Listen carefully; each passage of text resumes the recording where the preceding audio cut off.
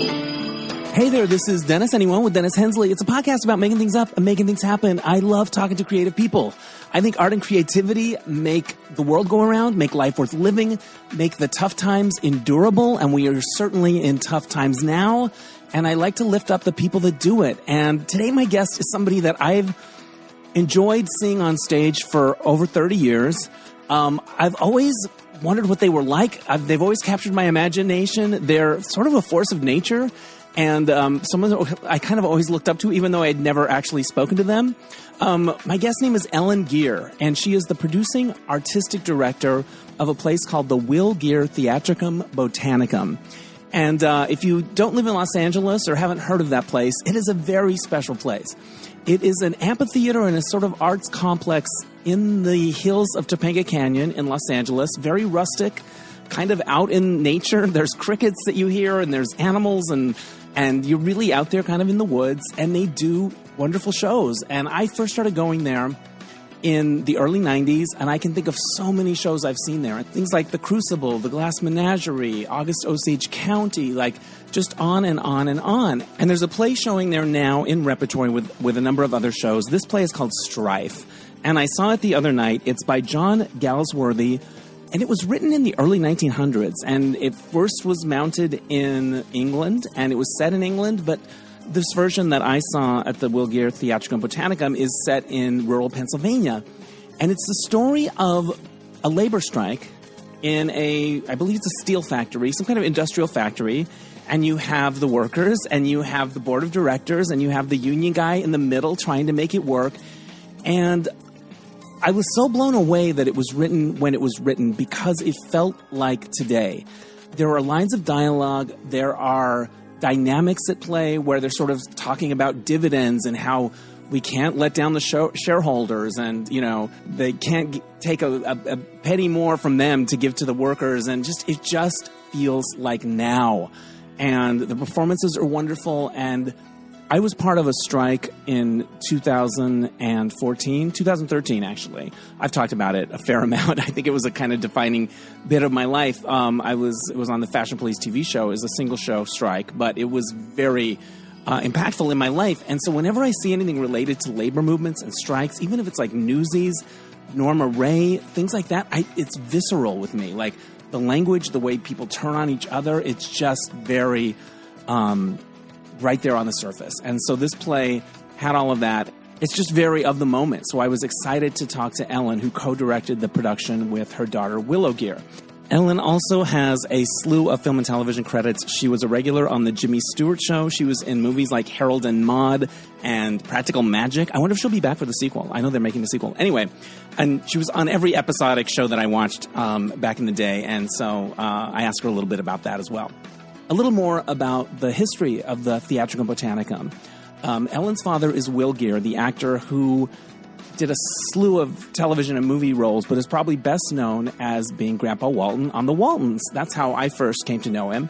Well, in the 50s, he was part of the blacklisted people in Hollywood who, during the Red Scare, who were sort of pretty much ostracized. And Topange was kind of where he fled to with his family to kind of try to ride this out. And that's the land that eventually became the Botanicum. And they started to do educational programs for young people and plays and all kinds of different classes. And it became this hub. And then, you know, when he became Grandpa Walton on the Waltons and starting to do better, it helped the Botanicum grow as well. So it's an interesting history. Ellen Geer is a fierce person, and I didn't have the greatest voice when I talked to her. It's still a little ragged, but I was really, really happy to have the conversation. So before we get to that, though, I want to remind you that if you like this podcast, there are a few things you can do. You can go to DennisAnyone.net and contribute to my virtual tip jar. I've also started a Patreon and a Substack side project called Dennis Hensley's Happy and Gay. It's pop culture-y creative things that I don't get to on this podcast, but I also always end every episode with a topic about happiness, related to happiness, what makes people happy, what the science says, things that have helped me in my life. I've found the topic very interesting lately, and I like thinking about it and talking about it. And so Yeah, you can check that out. It's $5 a month, and I do an episode every week, and I'm really enjoying it. So you can do that. Also, there's a podcast awards thing happening, and I hope to get nominated. So if you want to go to podcastawards.com and then register there and then vote for me in the LGBTQ category, that would be awesome. Dennis saying one. So, all right, that's enough for the plugs. Here now is my interview with Ellen Geer.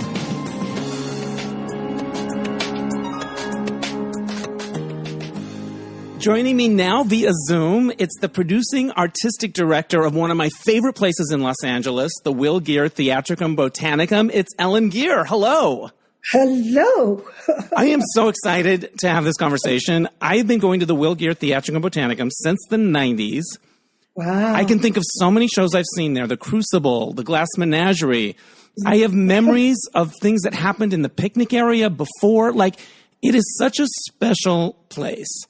So, yeah. And you just co-directed a show called Strife that I want to talk about in a bit because I think it's so resonant. But can we start by describing for people that have no idea what the Botanicum is, what it is? Because it's such a unique place with a unique name. Every time I text it to somebody, I have to go in and type it. I know that's because it's so unique. So, and every time we have a new marketing person, they want to change it, but right. We hang on to it because it means Theatricum Botanicum. It means the theater of plants. You know, my father was a wonderful horticulturist out of the University of Chicago. He had a degree, and so his life was always plants, family, and theater. And so we just carry on that tradition there, that the theater itself was founded in, I think it was in the 50s when, go away phone. It was in the 50s, just before the blacklist. And we came in there, we were kids, and it was a hiding place and a place for all the actors who could not perform due to the suppression of the McCarthy era. They had a place to perform. Yeah. You know, you've got to keep your chops up and especially for actors, you know, writers can hide and they can be Trumbo But actors, they got their faces and that's it, you know, and so we had some wonderful, wonderful actors there who had been hit by the same, I call it a disease, but we got out of that one and now we got to get out of this one. Yes. So your father was blacklisted yes. in the McCarthy area. Will Geer, who most of the people my age, my contemporaries know from the Waltons, but he was blacklisted at that time. What do you remember about it? How did it feel in the air? Were people nervous? And it was horrible. Did you get what it all was? What was happening? Did you understand specifically, or was it just more of a feeling? Because you would have been quite young, right? Yeah, it was, you know, your red diaper baby is what they called us. You were ostracized. Let's just say that when you're blacklisted, and this is going to happen to all the people that are having, you're ostracized. Yeah. And so when I went to 14 or 15 schools because we just traveled. There was no place to call home during that period. It was not a very nice period. And I hold hands with everybody who's going through it now. And, and I hope our place offers a refuge, a safe place to be. Well, the cover of the program for all the different shows this season is a season of resilience. So I feel like it's the spirit of the place. It's part of it in addition to the beauty and the story. Because these things change, the pendulum will swing. So and those who are evil will be brought to the fire. Yeah, we see. I know. I keep hoping. Do you remember like kids in school saying things to you during that time, or how would it express to you day to day? Well, we had to, when we came back after the Congress, because we all went across the country and we camped out when Papa had to go to the hearings. When we came back, there were no friends. Yeah. Because Santa Monica, is where we had a lovely house there. Papa had, was making good time in movies. He was making money, which we'd never had in our life before. It was we all had Schwinn bikes, and quilts on our beds. And Schwinn was the best bike you could get. Like, Schwinn was the bike everyone wanted, right? Ooh. Yeah. It was horrible. We had rocks thrown at us. We left school. Wow. And that's when my brilliant mother found Topange. It was really our hiding place. It was very rustic then. There's no city water. It was all just as it is now, septic tanks. But there's a community here that bands together. Right. And so that's why we're here. What were your earliest memories of that space? Was it a playtime? Was it adventure? It was very adventurous because there were things like mountain lions on the property. Yeah. Yes, it was very adventurous. It was very rough. The roads were rough. You didn't have the city help at all. Now it's so different. There's a lot of high money in Topange Canyon now. But a lot of the old timers are still here and are passing it on to their children. And that's what we hope we're doing. My daughter, Willow, who is an incredible actress and got a mind such a good mind. And she's going to be taking over for me as I step more and more away, which I'm just so grateful for. Well, as somebody that loves to go there, I'm grateful that it will continue. Yes, it will continue. Yeah. It will. And you co-directed this show together, Strife. Yes, with my daughter. Oh, yes. With my daughter, Willow. Yeah. Who is the associate producing director now. And we just had a wonderful time. And the script, and, most people were afraid of it because, it's not, what a title, At first, everybody wanted to change the title. I said, no, it's an important script for now because it actually will help people see how you get through this kind of suppression. Yeah.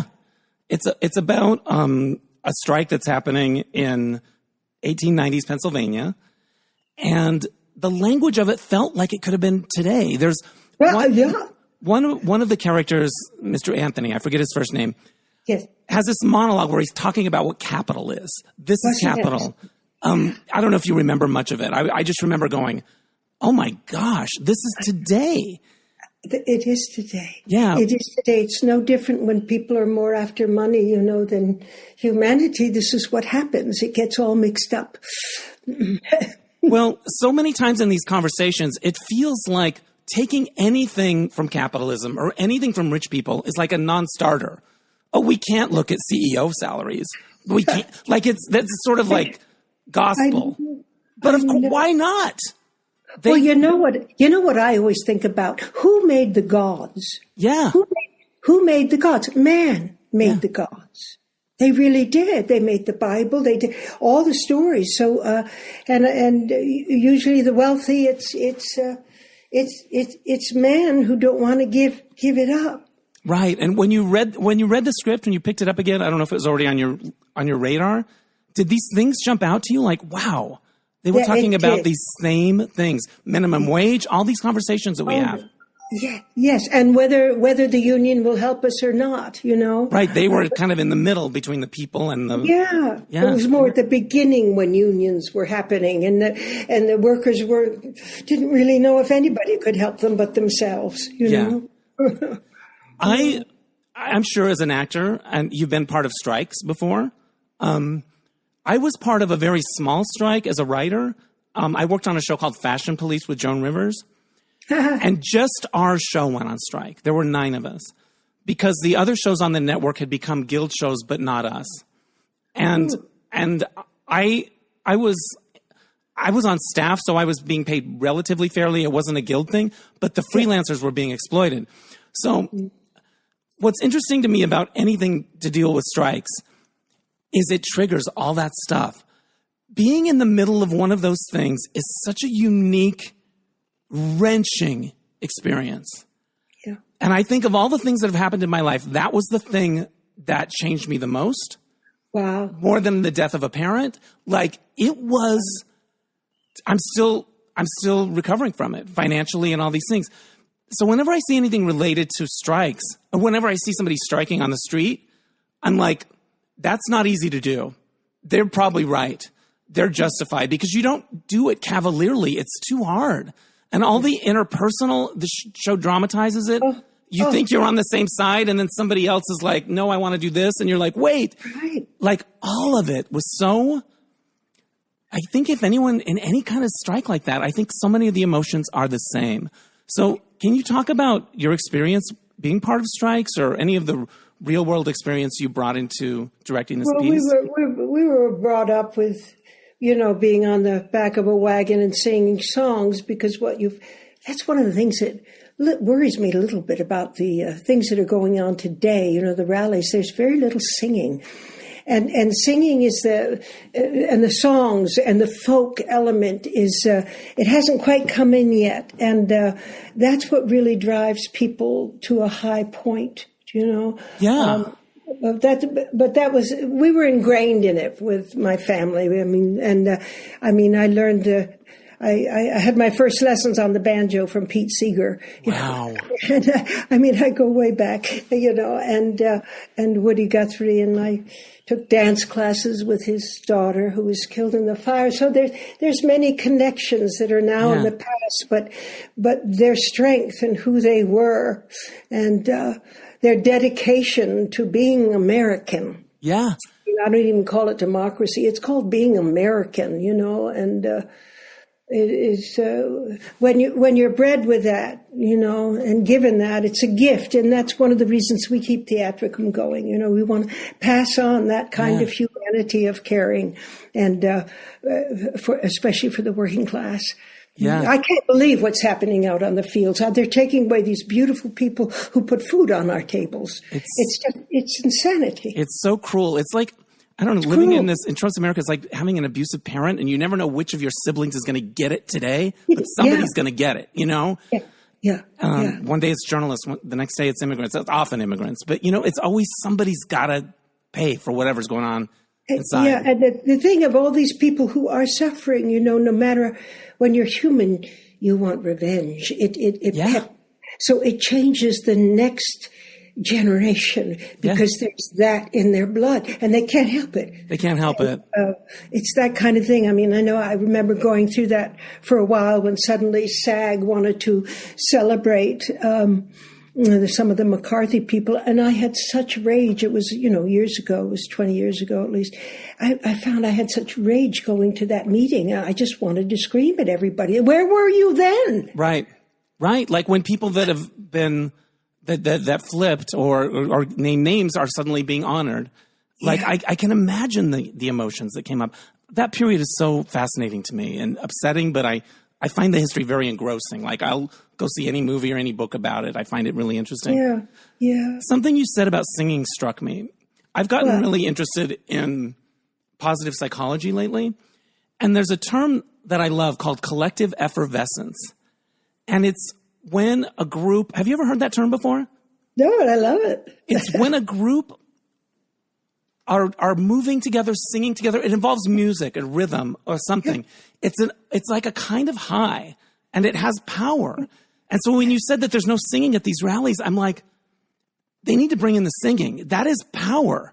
It's collective effervescence. You become bigger than yourself. Yeah, your body lifts. Yes.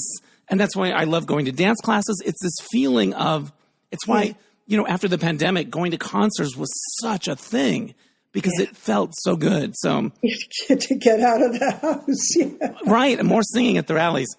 So the Theatricum Botanicum is in the woods in Topange Canyon. And I have a friend that loves theater with me. And whenever I invite him to go, he's like, okay, I'm in, but I'm always worried that someone's going to get eaten by a bear. Like it's, not the most rational thing. But has anything like that happened? You're out there. Like, what kinds of things have happened? Or you definitely hear the crickets, which is part of the charm. But you are kind of out there, right? Oh, it's beautiful because it's one of the few. The thing that's so remarkable is it's a California live oak forest, and it's an extraordinary area. If you look at any of the canyons before it or after it, they don't have this richness. My father always said it's because the water from the Sierras has come bubbling up. And even when you drive down the canyon road on your right side, going down, there's water coming out of the mountain. And we used to, when I was a kid, we used to go down. That's where we all got our water, because the water was terrible, the one that in the well water was awful, but the water out of the side of the mountain was wonderful. So there would be a lineup, and that's where we'd get our water when I was a kid. I love it. But do you get intrusions from nature that ever mess up the show? Like what kinds of things? I remember writing, and I didn't do it very well, the first NEA grant, and I was down in this tiny little office, and I was crying because it was just so hard for me. And I looked up, and there was a mountain lion walking right in front of the window, just walked right by. And I went out, and it went on up the hill.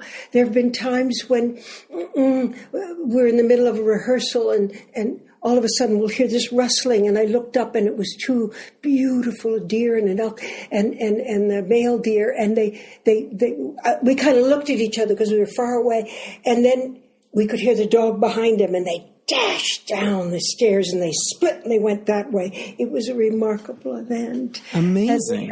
And, there's a bear with 3 babies up here now. Lots of people have had sightings.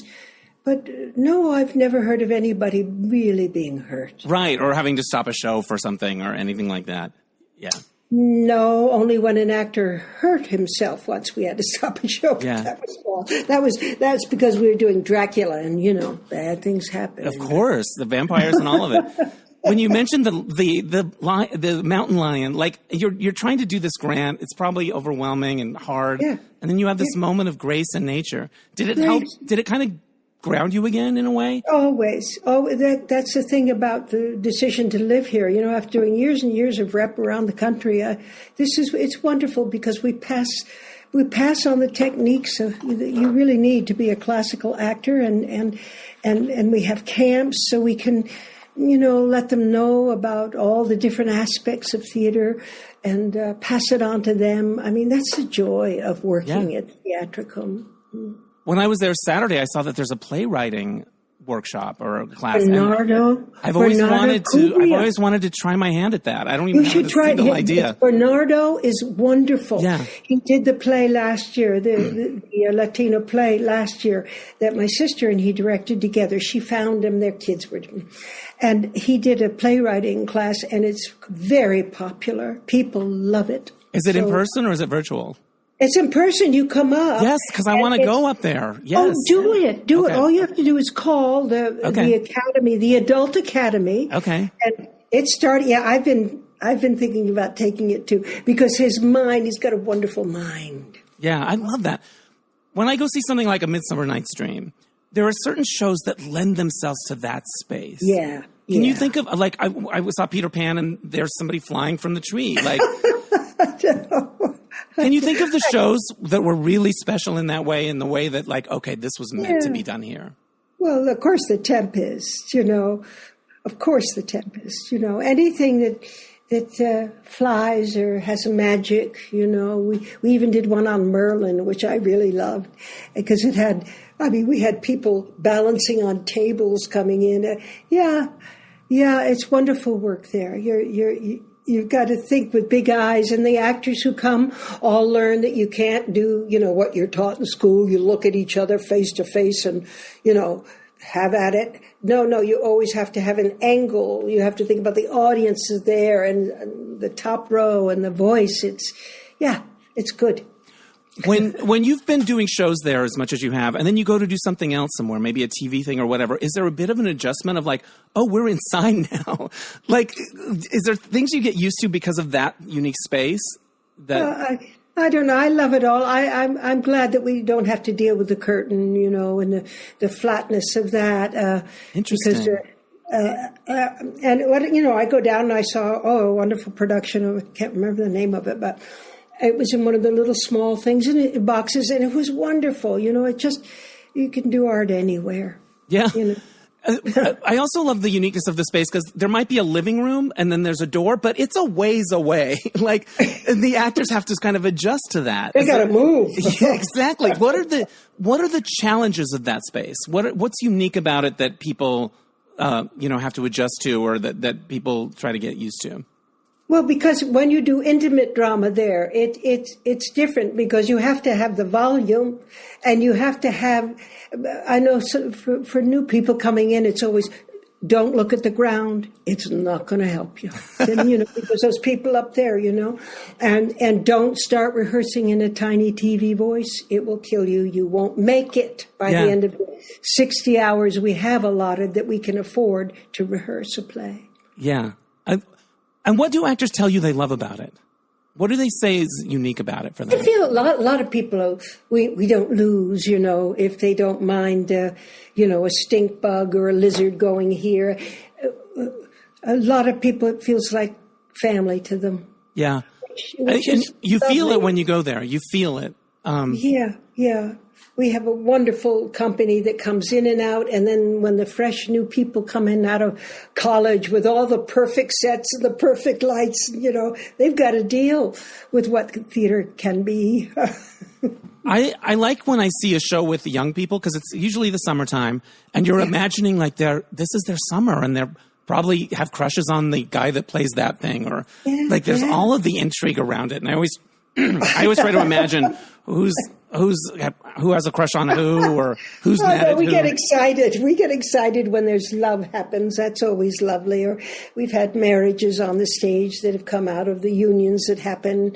Oh, you do weddings there? I think I've heard of that. I would get married there in a heartbeat. It's so special. Oh yeah, marriage there, and we also have memorials.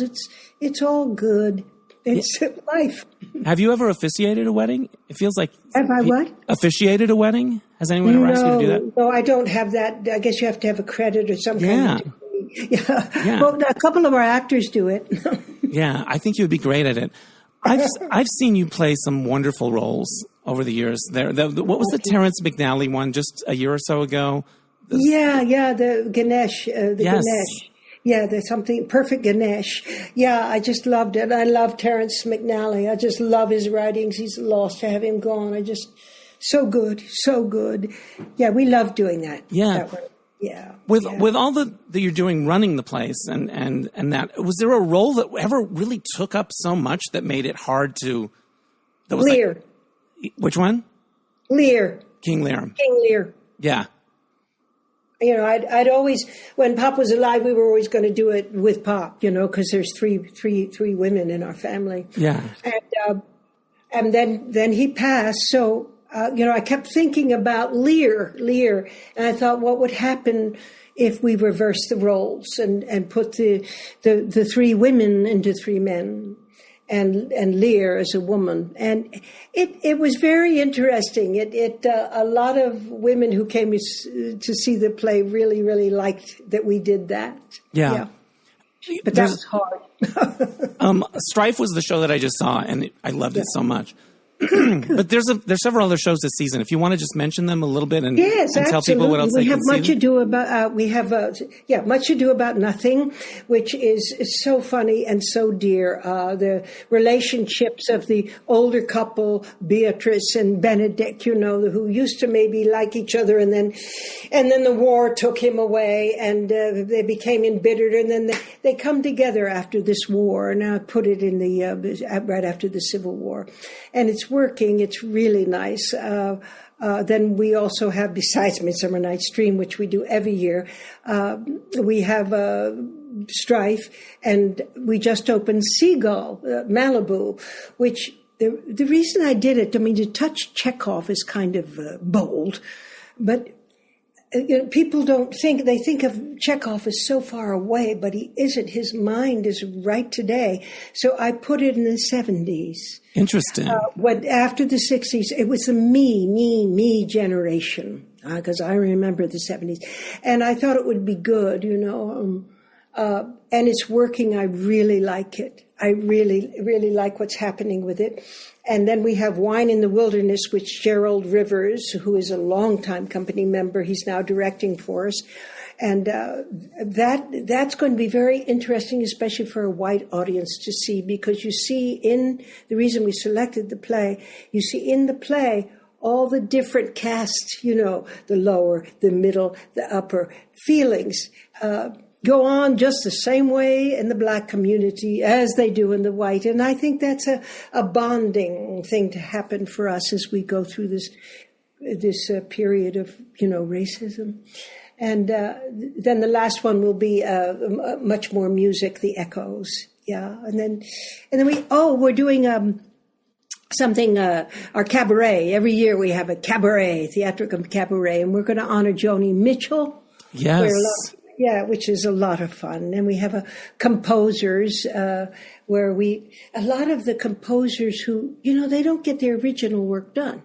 It's just done, in a studio. Right. It never gets done live. So my nephew collects those because he's a cellist and gets all these people, and the composers come, and it's very exciting because you hear work and they hear their work. They see it. It's really nice. I love that part of it. And then we're doing something called The Constitution, a wonderful, wonderful play. Is it What the Constitution Means to Me? Is that the one? Yes. I saw that in the program. We have a wonderful young woman actor who has done it before, and she's going to do it again for us. And it's a great piece for now. I think I saw it when it was kind of touring around. And it was a big deal. Yeah, but I think I'd like to look at it now. Places. It feels she's like doing it. It is now. It's going to resonate differently now. She's doing it this week at Nomas, so it's really great. It's great. Do you have a favorite spot on the property? Your favorite little cove, or your favorite? Is there a place that's like special to you? If I go way up high in the mountain, yeah, you can make cities out of mud. Interesting. That might be the headline of this episode. I always pull a quote. How do you do that? Say more. When I was a kid, I didn't want to go to school. Right. I was scared, the way people treated you. So I would sneak out in the morning when my parents were asleep, and I'd take my dog Pam, and I'd go to the top of the mountain, and I'd just be there and spend the day with Pam, and I would make cities. Out of mud. I could hear them down below saying, "Ellen, you're going to be late." Yeah. I'd just smile. How was getting through the pandemic for you? I was so happy to see you guys to start going back to shows there, and like when it was, I was so happy. We started to get wise on Zoom. Yeah. We did our classes on Zoom. I mean, the younger people in our company are just all into this world. They've got it. So we began Zooming, and then suddenly we were having our meetings, and all sorts of things were happening on Zoom. Yeah, it worked out. Yeah. Most people in my generation know Will Geer from the Waltons. Yeah. Given the history and the way you struggled when you were younger, what was that like when he got on this big television show? And suddenly, like, in my mind, he was beloved and cuddly and wonderful. Like, that flip must have been a trip, right? Well, it was from being the underdog of a period of time, and then suddenly he came the apple pie of America. Yeah. He just laughed. What was it like for you? Like, suddenly now I have friends, Well, I was so busy at that time with my children and creating family. And we started in the 70s with Theatricum. Pop came in and he started doing his TV work. And then I started doing TV work, and I had my son. And we all just gathered really to heal. Yeah. We all gathered as a family to heal, because something like that is very separating. Yeah. I was looking at your credits online, and there were so many shows that I watched every week, and you were on it, and you were on it, and you were on it. Are there favorite things that you've done in film and television that you look back on and go, wow, that was really special? I loved the Jimmy Stewart Show because I loved him, and we were so opposite. The only reason they let me on that show is they said, if you don't talk politics, and I said, oh, I won't. But then the man who was his best friend was a old lefty, and so we went off in the corner and did that. But he was always kind to me, Jimmy Stewart. He was very friendly to my son, because I was alone at that time with just my son. Yeah. And, he was very, very dear. Yeah. And I know your family there's some history with the LGBTQ movement and that yes. community, and which yes. is obviously very important to me. Can you talk a little bit about that part of of the place and your family? Well, I hate labels. Right. And I think the labels are the things, racism in any community, even the DEIA, anything that gets together and sets off on the side, and you know it's because you're saying, for God's sakes, let me be part of it. I think sometimes labels separate. If we could just bond, you know, I know that might sound, but it's true, because the minute people get together in a group, I mean, even with Democrats and Republicans and liberals and isms, all these things, if we can just bond and not try and label ourselves, you know, we're all just human beings trying to survive on this damn planet. Yeah. And it doesn't matter who I mean, my dad was really something. He loved trees. He loved everybody. He was incredible. And he was a wonderful, wonderful father. I love it. And also, like, the plant part of it was really important to him. Like, he studied it. Like, he knew that stuff in and out. He knew it. One of my favorite things was go to the nursery with him, because he'd introduced me to all the plants in Latin. He knew all the Latin names. And now we have a wonderful gardener here, Mr. Tom Haydick, who is just as smart, I tell you, and he's been taking care of our grounds, which is a great relief to know that somebody is there who is wise as Pop was. Yeah. My mother had a green thumb, and we always had a wonderful yard and garden. I didn't really inherit that, but I think it was a kind of therapy for her. I think it meant something to her. What do you think it meant to your father, that part of his life? Well, you're alone out there and you're making things grow. You know, I mean, that was some of the wonderful times. You know, he'd try and get away during Waltons. He'd try and get away from all the traffic of Hollywood. You know, he had a place down there. And he would come up here, and then the family would cover him up with sycamore leaves so nobody could go near him. You would literally... He'd take a nap there, and we'd cover up, and Mother would sneak out and give him dandelion tea. Yeah, because it was everything to him, the gardens. Yeah. As I've done this podcast, I've sort of honed in on what it's about for me and what I believe. I've been doing it for like 10 years.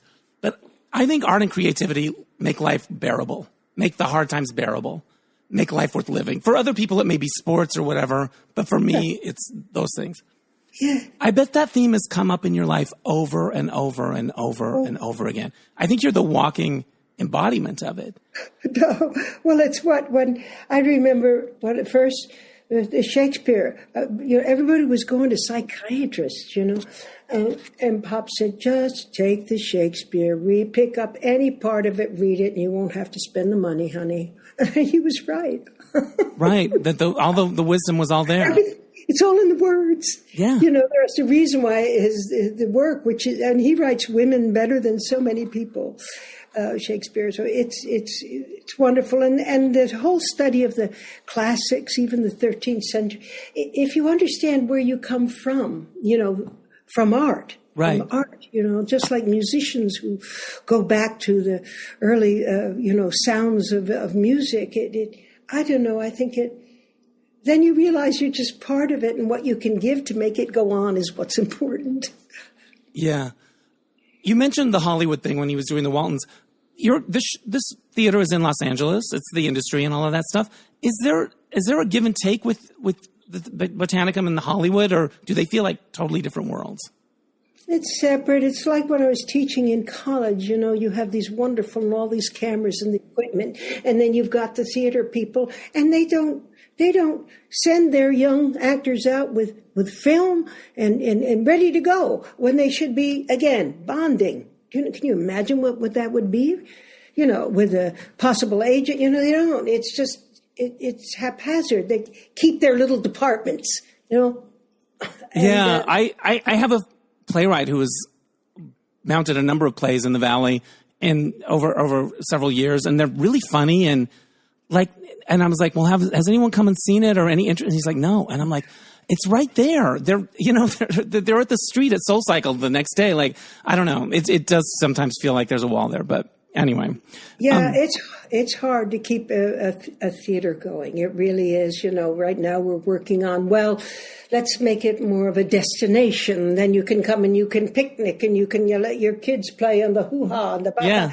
You know, you just have to hopefully, you know, reach people, because I think when people are gathered like that and together, and they don't know each other, you pick up things because you hear somebody go, oh, at something you didn't go at, and you think, what did I miss? Yeah. You know, and it's all that blending that's so important for us. Well, I've been going there since the 90s, and when I go and I'm like, oh, they got new seats, or oh, they built this little thing, like to see the changes and that, like, it's thriving, and I know it's hard, but it means a lot. I think oh, thank you. I will pass that on to everybody. When do you feel it? When do you feel like, oh, this really means something to people? This is special. When does it sink in? When does it hit you? When they say it, invariably it's after a show. If you just kind of stand there and listen, you know, you hear people, oh, did you see when, oh, blah, blah. You know, that's what makes you keep doing it, because it's hard work, and it's hard work because we're living, it's outdoors, and you've got the building and safety, and you've got the union rules, you've got young people you have to really look out for because we are outdoors. Right. We do have rattlesnakes. And so it's all, you know, it's a wonderful life. Yeah. And you feel it when you come there. I do love it. Resilience is the theme of the season. What have you learned about resilience? Because I think it's something you've had to develop through a lot of different experiences over your whole life. What's helped you with that? Well, just not to judge people, to let people be who they are, and it's just, and not expect things from people. Just to, you know, try and bring good spirit into life, because it's hard work at this, especially in 2025 with our government. It's hard work. And so all we've got is each other. Yeah, I think that's true. What are the winners like for you when the shows aren't I love it. I love it. I love it. It's when I write. Yeah. And and I don't have to worry about watering the gardens. Yeah. Right. You get to kind of catch your breath, because it's a lot what you do. I've got one more question for you, but I'm going to wrap it up. But the website where people can learn about the shows and the special place is theatricumbotanicum.com. www.theatricum.com. Oh, .com, just theatricum.com. All right. Yeah, Theatricum, which is Latin for theater. Awesome. I really love this conversation. I think of you as kind of a personal hero to me. I've never met you before, but I've seen you in all these shows, and you're still doing what you love. And you know it's not easy. It's hard to do this. What have you learned? What have I learned? Yeah. Because I kind of want to be you when I when I grow up. Not that I have. We're so lucky, and it's so short life. Yeah. Even though when you're going through the hard times, it's so short. The big thing to me is, it's going to sound so corny, love. Yeah. Try and find the beauty in people, and then also know how to disengage when the evil spirit comes in. But like what we have now, we have to disengage from it and make it right. Yeah, and keep going. Well, yeah, I'm going to go sing now some union songs. Yeah, where are you going? You're going to some rally? You're going to go stir up some stuff? I'm going right here to the Topange post office. There's a whole bunch of us, so we'll go do it. You're going to go stir it up. I like it. I found a good song. Yeah.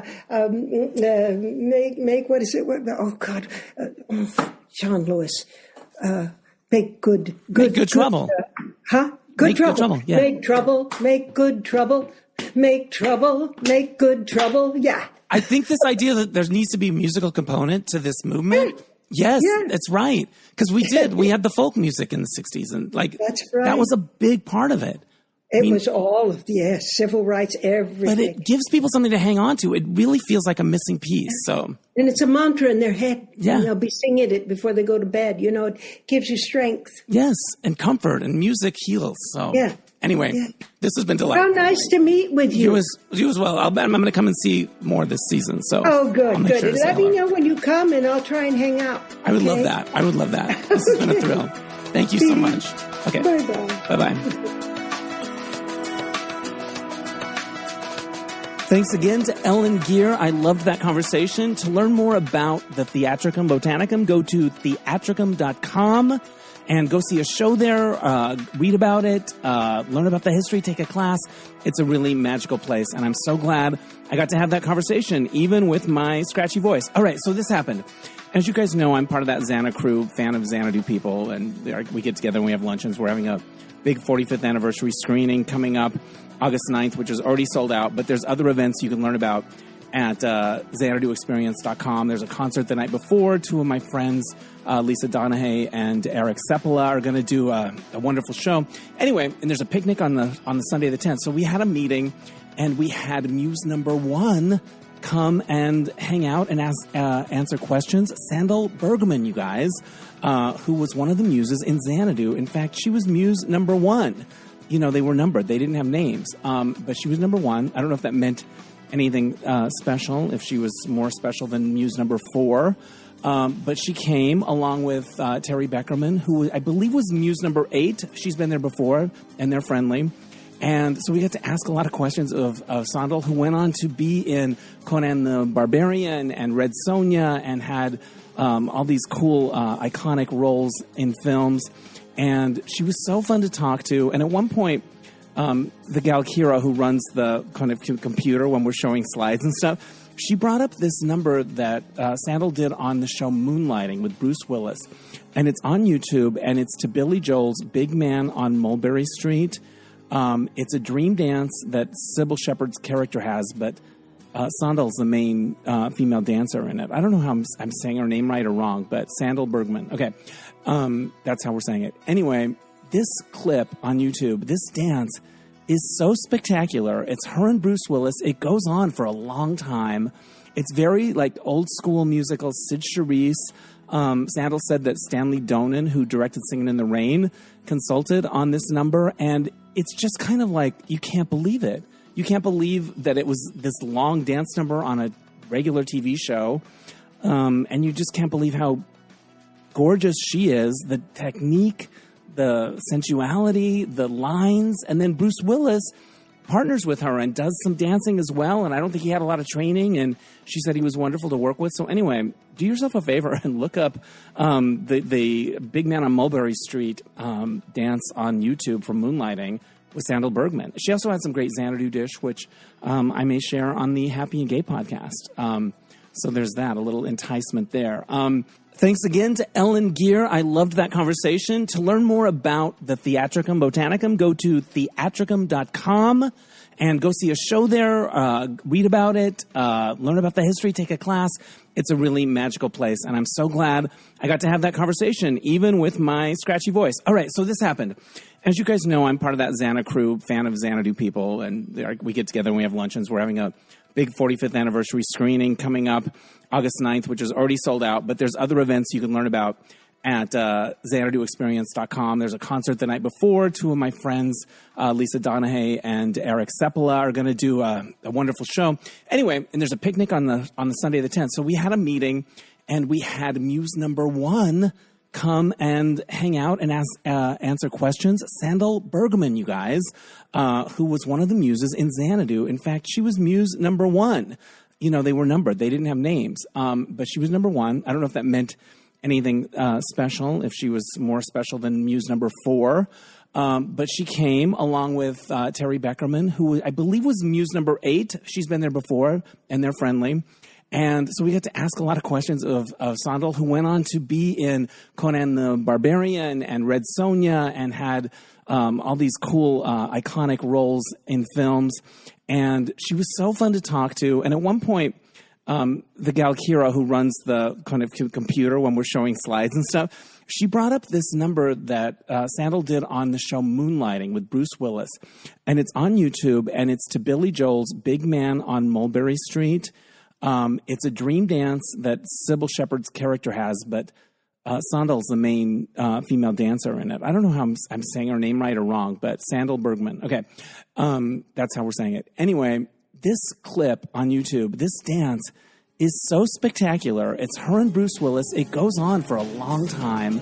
It's very like old school musical. Sid Charisse. Sandal said that Stanley Donen, who directed Singin' in the Rain, consulted on this number, and it's just kind of like, you can't believe it. You can't believe that it was this long dance number on a regular TV show, and you just can't believe how gorgeous she is, the technique, the sensuality, the lines, and then Bruce Willis partners with her and does some dancing as well, and I don't think he had a lot of training, and she said he was wonderful to work with. So anyway, do yourself a favor and look up the Big Man on Mulberry Street dance on YouTube for Moonlighting with Sandal Bergman. She also had some great Xanadu dish, which I may share on the Happy and Gay podcast. So there's that, a little enticement there. Another cool thing that happened recently is just last night I got to see the movie Before We Forget on the big screen at the Laemmle NoHo 7.